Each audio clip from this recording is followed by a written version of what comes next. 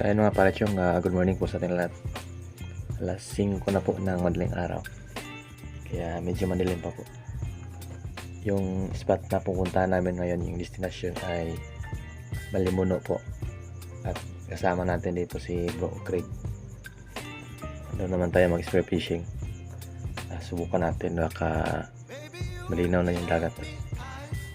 Hindi na malabo. So yun mga parachong, already geared up na po tayo. And handa na po tayo sa ating laot ngayon. Nandito nga pala tayo sa Surigao. At yung spot natin ay dun sa Malimuno. So ayan, motor naman yung gagamitin natin. Biyahe papunta doon.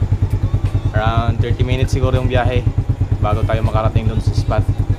At inagahan talaga namin, sinadya namin na maaga dahil yung huntingin namin ni bro ay pelagic po, kagaya po ng tangige, tribali, o kaya naman ay grouper. Kasi yung hunting po ng mga pelagic ay early in the morning po talaga mga parachong, at saka yung late in the afternoon po. Yun yung mga oras na dapat mag-hunt kung gusto nyo po makahuli ng pelagic. Yan kasi yung oras ng feeding nila. Ayan. So tara na po at mabiyahe pa po tayo.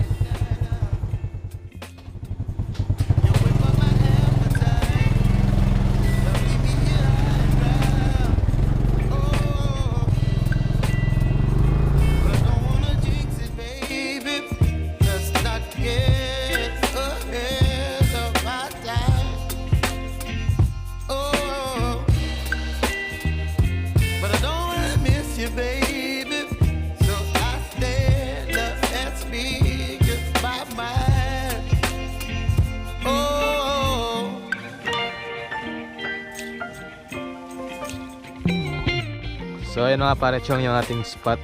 Ayan o, dyan tayo yung mamamana. Grabe kalinaw guys. Pero umot lang kang ilaw kung di malubog.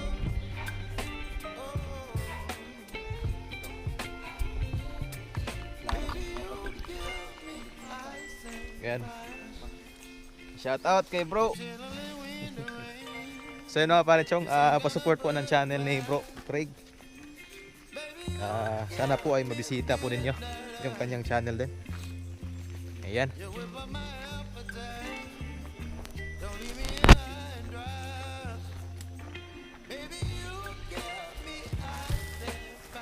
Almost 45 minutes yung biyahe natin bago tayo nakarating dito sa spot. Biyahe tagdoyom, amo tagadlaw.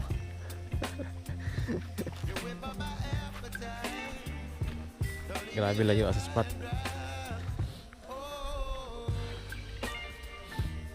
Mga ng spot guys, so grabe ka nice ang view.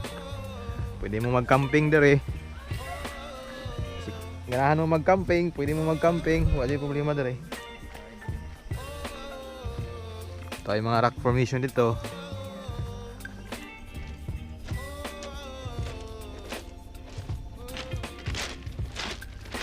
Kawayan dito.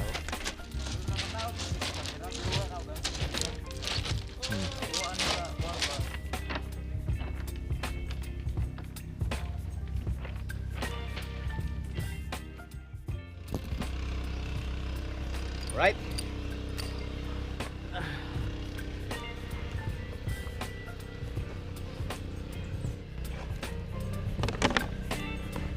Pins natin. Saving mask natin. Baon natin. At ito na yung ating stringer. Pangtugan natin isda.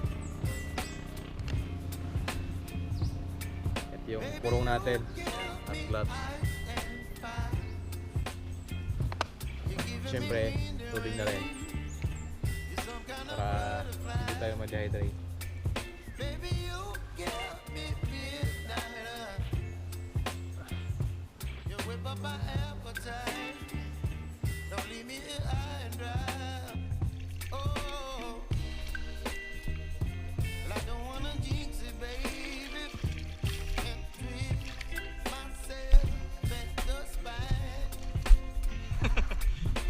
Wala na katignaw. It's okay, it's bato.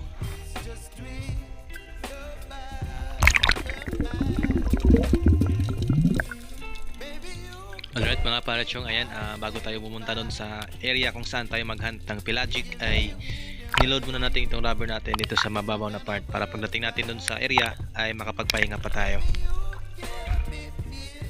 Ang spear gun na gamit ko ngayon mga parachong ay itong aking 120 cm at powered by 14 mm na rubber double at yung shaft nito ay 6 mm mga parachong. Pagkarating ko sa area ay ayan, dive na tayo. So dito inobserve ko muna yung palibot at yung visibility ay masyadong malabo mga parachong, at nag-check ako kung meron bang mga bait fish dito sa area na to, at wala tayong nakitang bait fish at mga iba't ibang isda. So kapag ganito mga sitwasyon mga parachong, malabo na may pelagic sa spot, kaya yung ginawa ko dito ay lumipat ako dun sa may mababaw na area, dahil dun sa mababaw meron tayong nakitang mga iba't ibang uri ng isda na pwedeng pang ulam na lang, at yun na lang yung ating pinagtuunan ng pansin.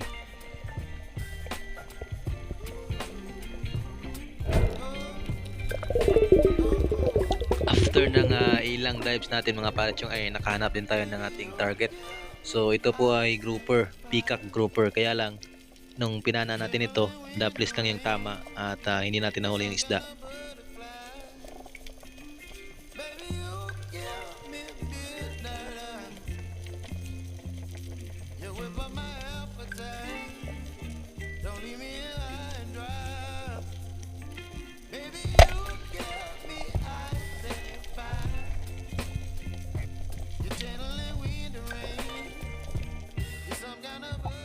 Another pagsisid mga parechong. So dito nagsubok tayong mag-ambush, mag-abang silalim kung mayroong isda na lalapit dito sa area na to.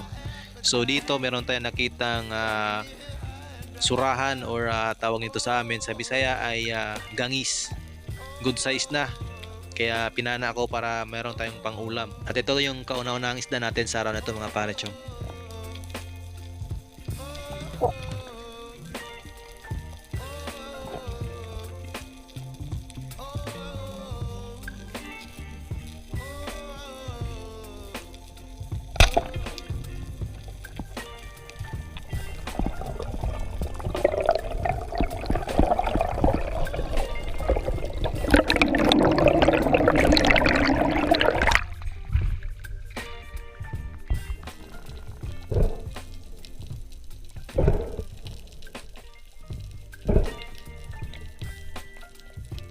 Matapos kong mapana yung gangis mga parachong ay nilapitan ko itong si bro dahil tinawag niya ako. Siya na pala ay nakahuli ng lipti or oriental sweet lips at itong kaban-kaba naman. So malaki itong sweet lips niya nahuli mga parachong, mga 1.5 kilo siguro. Yan, sana una lang tani bro, mga kuhag na dako ng isda.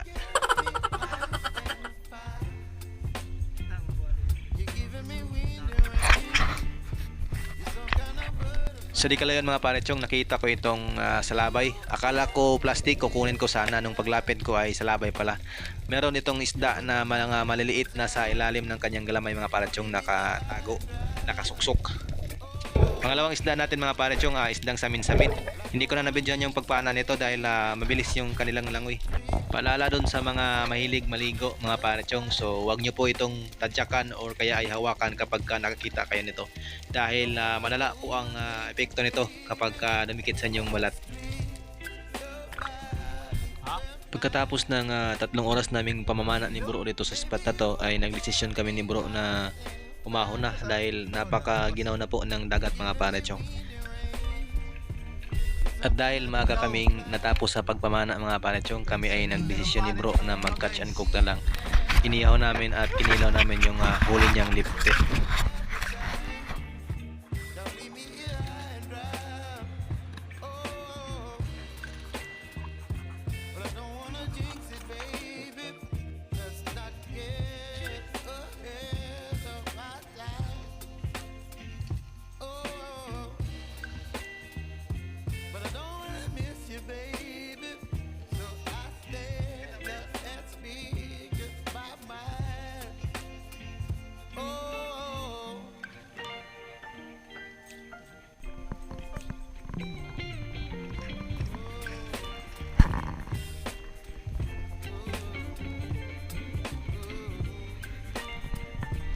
A few moments later.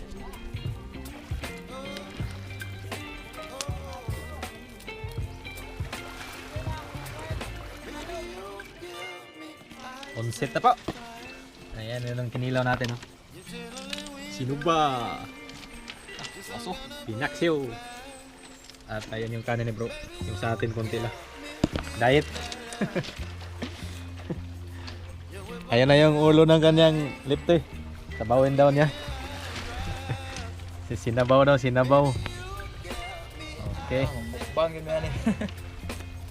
Bawin na lang miskaon kay among kuha igo naman. Nang undang kay ano kayo? Grabe ka tugnaw sa dagat, di matabang, mura mag butangan og ice. Grabe ka tignaw. Ngaon na lang may mga on. Tara, sabay kami sa among pagkaon karon. Mawala gyud taon ni among nakayanan.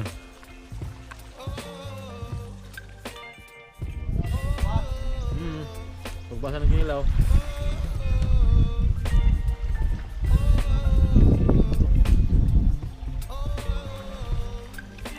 Amo kilakawa? Amo kilakawa?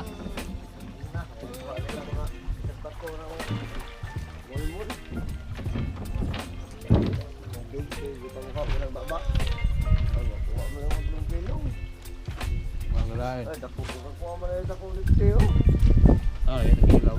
Kaya mag-birahan. Mainom. Kani kung anong mag-outing-outing, pamilya. Magda, gagawag pa na ano. Dito tinago, maana ko dito.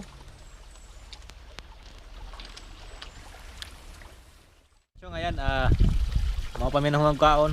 So mag-shoutout dahil ta. Shoutout dahil ko ni Lucas Jun TV Vlog, kay Islandga TV. Shoutout po ni Antonio The Hunter Mix Vlog, kay Kaubloy Vlog. Shoutout po ni Kapchuka Adventure. Shoutout po ni Jun Fishing TV. At shoutout din kay bro, ayan, Craig Acuzar. Shoutout bro. At shoutout din natin si Lix TV Official, kay Regis Adventure. At sa ating Facebook naman, ayan, shoutout unang-una kay Franklin Alpando. Bro, maraming salamat sa palagi mong pag-share ng ating mga vlog. Ayan. At shoutout din natin ang Oval Family from New Zealand. So amping mo diya kanunay te. O God bless. Sana all na lang tanay na ay bagong auto.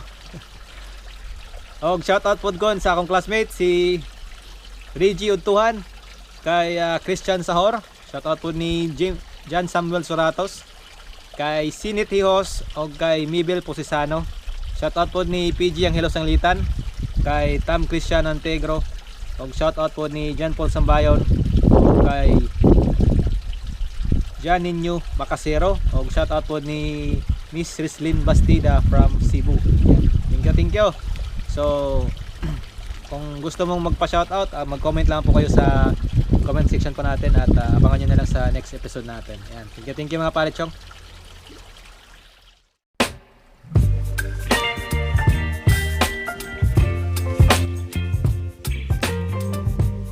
So after naming kumain mga pare-chong, kami ay nagpahinga muna saglit, at pagkatapos naming magpahinga ay saka na kami umalis dun sa spot at umuwi na sa kanya-kanya naming mga bahay. Kapoy! Gabi kahanga guys. Baby, you give me ice and fire. Muli na kami. You're giving me wind and rain. You're some kind of butterfly. Baby, you give me midnight. You whip up my appetite. Don't leave me here high and dry. Oh, well, I don't wanna jinx it, baby, and twist myself at the spine. Don't wanna overthink it, baby. It's just twist your body and mine. Baby, you give me ice and fire. You're giving me wind and rain. You're some kind of butterfly. Baby, you give me midnight. You whip up my appetite. So ayun mga pare-chong, ito yung ating mga nahuli. Tatlong piraso lang. Naksiyo natin. para meron kaming hapunan mamaya.